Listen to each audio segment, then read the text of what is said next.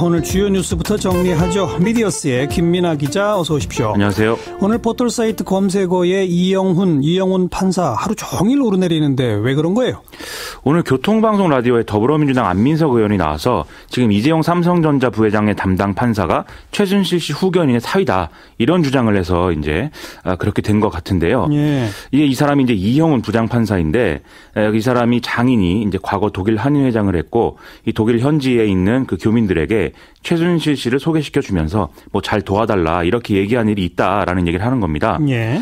이에 대해서 법원이 오늘 이 의혹은 사실무근이다 이렇게 해명했다라는 제목들의 기사들이 쭉 이제 나왔는데요. 예. 이 구체적인 내용을 보면 이걸 다 사실무근이라고 할 수 있는 것인지 조금 의심이 되는 부분들도 있습니다.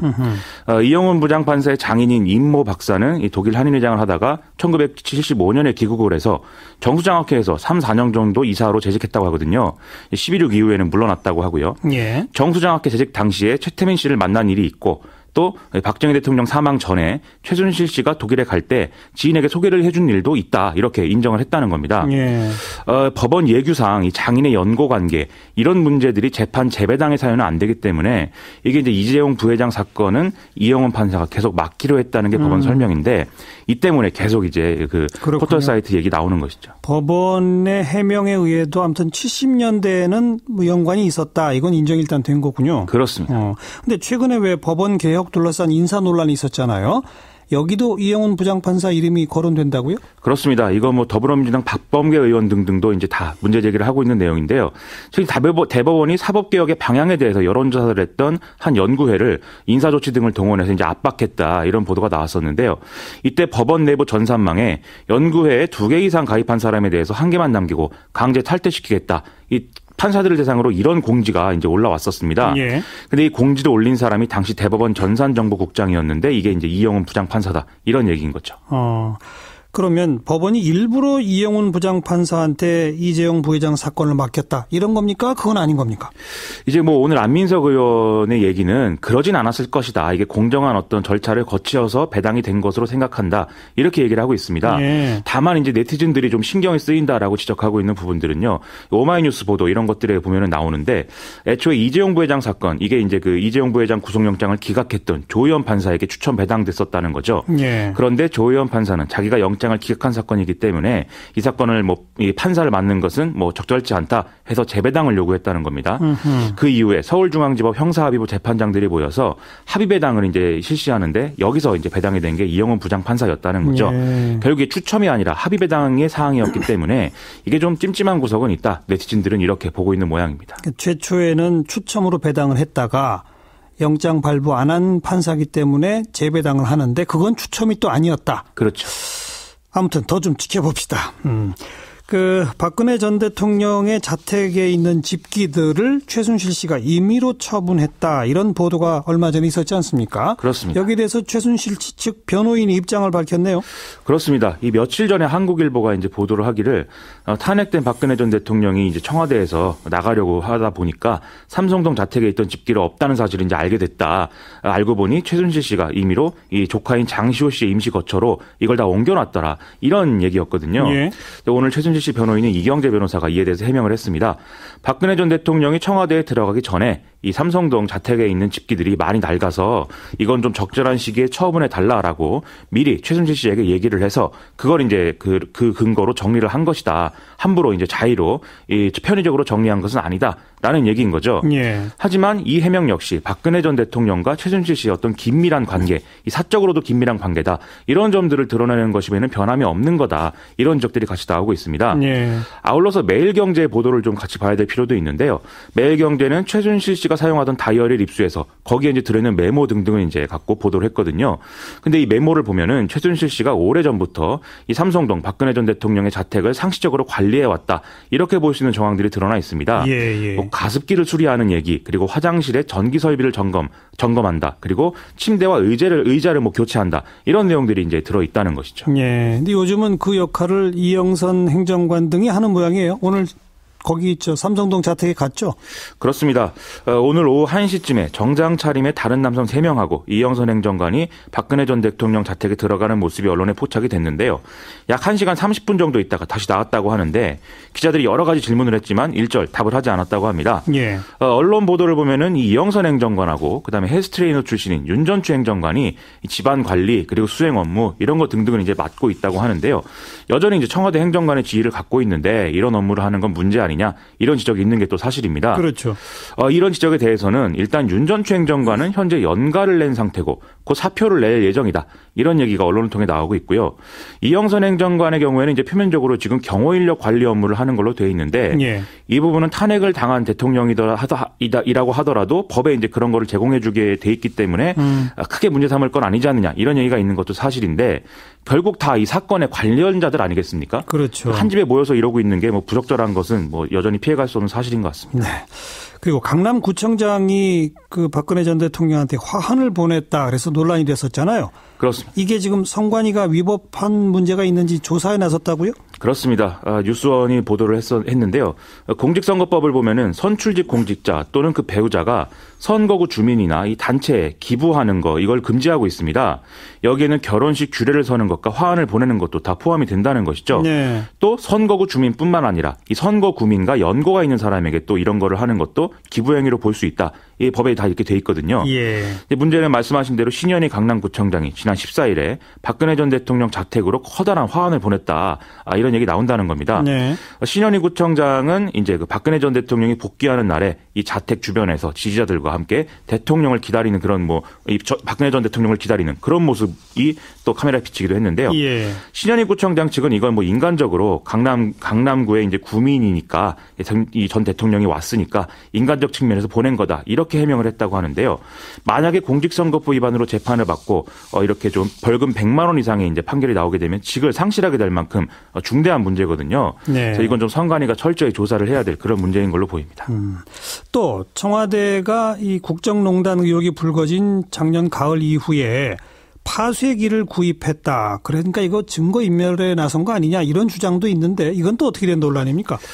이 청와대가 최순실 태블릿 PC 보도 이후에 파쇄기를 4차례에 걸쳐서 24대나 구입했다 이런 얘기인데 이게 조달청의 기록에 다 드러난다는 것이죠. 예. 구체적으로 보면은요. 태블릿 PC 보도 다음 날 그리고 정호성 청와대 전 비서관 등이 구속된 다음 날 제2의 최순실 이 태블릿 PC를 특검이 확보한 사실이 알려진 다음 날 또 청와대 압수수색 영장이 나온 다음 날에 각각 6대씩 문서 파쇄기를 청와대가 구매했다라는 것이죠. 아하. 결국 이게 민감한 사건들이 보도될 때마다 이것과 관련한 수사 단서를 파기할 목적으로 구입한 게 아니겠느냐 이런 이제 추측이 나올 수밖에 없는데 예. 이에 대해서 오늘 청와대는 노후된 파쇄기를 교체한 것이다 이렇게 해명을 했습니다. 예. 이 파쇄기 교체 주기가 11년인데 이번에 교체된 파쇄기들이 다 노무현 정부 때 구입한 것이기 때문에 이게 당연히 그렇게 해야 되는 그런 상황이었다는 거죠. 예. 문제는 이미 청와대가 증거인멸을 하려고 시도했다 이런 의혹들이 계속 있어 왔다는 건데요.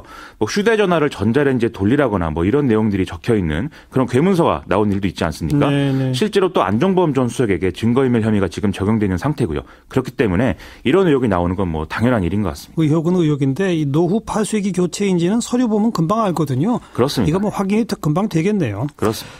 한 중학교의 교장 선생님이 학생들한테 세월호 리본 달지 마라 이래서 또 논란이네요.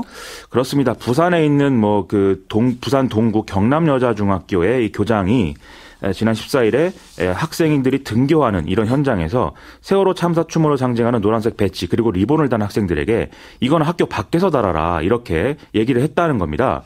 그래서 그 다음 날에는 상당수 학생들이 세월호 리본과 배지를 떼고 학교에 들어가는 그런 상황들이 있었다는 거죠. 예. 이런 사실들이 이제 SNS를 통해서 상당히 화제가 됐는데 이 교장은 세월호 리본 이름표를 갈아서 그랬다 이렇게 해명을 하고 있습니다. 이름표를 가려서 그랬다? 그렇습니다. 진짜일까요? 이름표 다른 데도 다르라고 하면 되는데 이렇게 얘기한 건 좀 의미가 없는 것 같습니다. 네, 수고하셨습니다. 고맙습니다. 미디어스 김민아 기자였습니다. 오늘의 뜬 뉴스입니다. 윤태곤 실장 어서 오세요. 네, 안녕하세요. 황교안 총리 불출마 선언 보수층은 지금 계속 출렁출렁거리고 있죠? 그렇죠. 말씀드렸지만은 반기문, 황교안 이 1등이 차례로 빠지고 있지 않습니까? 그래요, 예. 그리고 또 이제 영향력은 못 미치지만은 김문수 전 경기지사도 불출마를 선언했어요. 네. 이분들 공통점이 하나 있습니다. 뭐죠? 출마 선언은 공식적으로 하지 않았는데 불출마 선언을 했다는 거예요. 예, 나올 듯 하다가 그냥 포기하겠다. 그렇죠. 이런 거죠. 예. 제 생각에는 꼭 보수 쪽은 아닐지라도 이런 분들이 좀 더 이어질 것 같아요. 지금 나올 듯 하시는 분들이 워낙 많으니까. 그렇죠. 예. 근데 뭐 김문수 전 지사는 영향력이 크지는 않았으니까. 네. 근데 말씀하신 것처럼 보수 쪽 1등 달리던 반기문, 황교안이 줄줄이 빠졌어요. 반기문 전 총장이 빠진 이후에 수혜자가 두 사람이었습니다. 안희정, 황교안. 예, 예. 그러니까 말하자면 반기문의 표를 지지를 구성하는 쪽의 왼쪽은 안희정, 오른쪽은 황교안으로 간 거죠. 그랬죠. 근데 이제 황교안 전 총리가 빠졌으니까 수혜자가 누굴까 예. 관심이 가는데 예. 좀 단기, 중장기로 나눠봐야 될 것 같아요. 단기로 보면 누굽니까?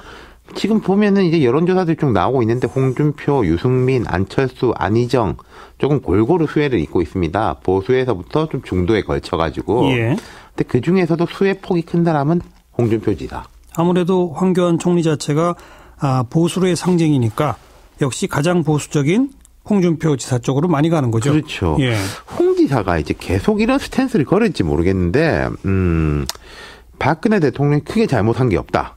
좀 얕보이고 만만하게 보여가지고 이렇게 밀린 거다. 나는 그렇게 안 한다. 좌파들 상대할 사람은 나밖에 없다. 예. 뭐라 해야 할까요? 이제 좀 우파 이재명 이런 느낌을 주고 있거든요. 예. 주목도가 높겠죠. 그러니까 좀 보수층의 입장에서 지금 계속 밀리는 느낌이고 열패감이 있는데 말하자면 홍 지사의 발언이 사이다. 뭐 유행하는 말로 사이다처럼 다가오는 거 아니겠습니까? 근데 사이다만 갖고 되나요? 뭐 확장성이 있어야 되잖아요. 그러니까요. 그 부분에 대해서 제가 좀 비관적인 게 홍 지사가 이게 정치자금 위반 혐의 재판 2심에서 승소한 직후부터 딱 활동폭을 넓히고 있지 않습니까? 그래요. 당장 그 당일에는 친박 진영에 대해서 강하게 각을 세웠었습니다. 예. 뭐 무슨 지난 김대중 노무현 10년보다 이번 4년이 더 힘들었다. 그랬는데 그 이후로는 점점 박 전 대통령, 심지어 이제 어제 뭐 무슨 강연에서는 김기춘 전 실장도 옹호를 하더라고요. 블랙리스트 뭐가 잘못됐냐. 예, 이렇게. 예. 그러니까 이게 전체 확장성도 어려울 것이고 보수 진영 전 내세 확장성을 키울 수 있는 전략인지도 저는 잘 모르겠거든요. 뭐 출마 선언도 대구에서 한다면서요? 그렇습니다. 대구 서문시장에서 한다는 겁니다. 경남지사가 대구 가서 하죠. 예. 그럼 이제 경남은 자신이 있으니까 뭐 경북은 이렇게 확장하겠다 이런 건지 예. 또 홍 지사가 이제 대구에서 공부를 했어요. 태어나기는 경남 합천에서 태어났는데 그리고 이 서문시장이 박 대통령이 그 직무 정지 전에도 한참 사실상 칩거기간이었지 않습니까? 예. 유일하게 바깥에 나간 게 그 화재 현장, 서문시장 화재 현장이었죠. 아, 불났었죠. 그렇죠. 예. 거기서 뭐 경호원의 말에 따르면 차에서 눈물을 보였다 뭐 이런 전원도 있었는데 거기서 출마 선언을 한다는 거 아니겠습니까? 뭐 혹시 박 전 대통령의 후계자를 내가 선언하는 그런 거 아닌가요? 그러니까요. 출마 선언문을 봐야 알겠지만은 뭐 거의 장소에서부터 그런 의미로 받아들여지죠. 예. 아니면은 뭐 강경 보수의 회복 선언이랄까? 그래서 제가 좀 확정성 부분에 의구심을 가지는 겁니다. 물론 예. 홍 지사는 코어를 잡은 다음에 이제 뼈대를 굳건하게 하면 살을 붙이면 된다. 아마 이런 전략을 가지고 있을 거예요. 예. 근데 어쨌든 자유한국당에서는 지금 들여다볼 만한 카드는 홍준표 지사밖에 없는 거고. 거의 뭐 그렇죠. 바른정당 쪽은 어때요? 유승민 의원 지지율도 좀 올랐습니다. 이 황 총리 빠지고 난 다음에. 근데 이 당 지지율은 별로 변동이 없거나 떨어지거나 그리고 이제 자유한국당에서 팍 많이 넘어올 줄 알았는데 속으로 고민하는 분들은 많은 것 같은데 아직 이제 밖으로 그런 흐름은 안 보이고. 그래요. 그러니까 바른정당이 계속 한 게는요. 야권 지지층에서 볼 때는 아니 어차피 저쪽 식구들하고 한 식구 아니냐 아하. 이런 것이고 보수 쪽에서 볼 때는 배신자 프레임. 예. 이런 이제 좀 교착 상황을 제가 좀 냉정하게 말씀드리자면은 이번 대선 때까지는 벗어나기가 쉽지 않을 것 같아요. 그럼 뭐 정리해 보면 자유한국당은 극보수 이미지 그러면서 확장성의 부족. 바른정당은 그냥 중간에 낀 신세. 그렇죠. 다 어렵네요. 그래서 이제 나오는 게 뭐 제3지대 연합론이라든지 개헌 뭐 엊그제 이제 이야기 나온 그런 기획 아니겠습니까? 기획은 기획일 뿐이고 그렇죠. 현실적으로 어렵잖아요. 그러니까 기획이라는 건요. 명분이나 세력 혹은 인물과 결합될 때 힘을 가지는 거거든요. 물론이죠. 그러니까 기획이라는 게 어떻게 보면 요리 아니겠습니까? 예. 재료가 있어야지 요리를 하는데 재료 없이 요리를 하려고 하면은 이게 어렵죠. 네. 그러니 뭐 바둑에도 보면 묘수가 악수다 이런 말도 있는데 정상적으로 뭐가 안 되는데 억지로 짜가지고 되는 건 어려운 일이죠. 게다가 국민의당의 안철수, 바른정당의 유승민, 이거 그나마 좀 유력한 사람들이 다 개헌에 반대잖아요. 그렇죠. 그러니까 뭐 내부 동력도 없는 거고요. 네. 예. 그러면 아무튼 뭐 보수 쪽은 아무런 카드가 없다. 지금 이겁니까? 근데 이제 이런 건 분명히 또 있을 겁니다. 문재인 전 대표가 민주당 후보가 된다고 가정하면요. 문재인 비토층이 만만치 않은 것도 사실이거든요. 있죠. 이거는. 예. 뭐 그쪽도 이제 확장성의 문제인 건데 그럼 이번 대선의 프레임은 박근혜에서 벗어나서 문재인이냐 아니냐 이렇게 갈 수 있으면은 아니냐 쪽도 뭐 만만히 볼 수는 없는 거죠. 이 네. 안철수 전 대표가 계속 주장해온 게 자유한국당이고 바른정당이고 자격이 없다. 내가 맞상대하고 그래서 이길 거다. 이런 주장을 하는 건데 예. 그러니까 안철수든 아니든 그 문재인이 아니다를 어떻게 형성해내느냐가 문제인데 피해야 될 쥐레들이 너무 많습니다. 박근혜 전 대통령하고 뭐 엮이면 안 되는 것이고 뭐 그런 식으로 이제 피해야 될 것들이 많다는 거죠. 또 뭔가 구태 인물들의 총집합처럼 보여서는 또 안 되는 것이고 예. 그러니까 그 기획을 하기 쉽지는 않지만은 어찌됐건 뭐 하나 보수라든지 중도라든지 이쪽에 볼 수 있는 거는 좀 비문재인 뭐 이런 거밖에 없겠죠. 그렇다고 해서 비문재인이라고 하나가 될 수 없는 사람들을 억지로 엮어놓으면 그러니까요. 그것도 효과가 없거든요. 그러면은 문재인 비토론이 약화되는 거죠. 그러니까 좀 길게 보고 정도대로 원칙대로들 가십시오. 저는 네. 이 얘기를 하고 싶네요. 예. 수고하셨어요. 감사합니다. 윤태권 실장이었습니다.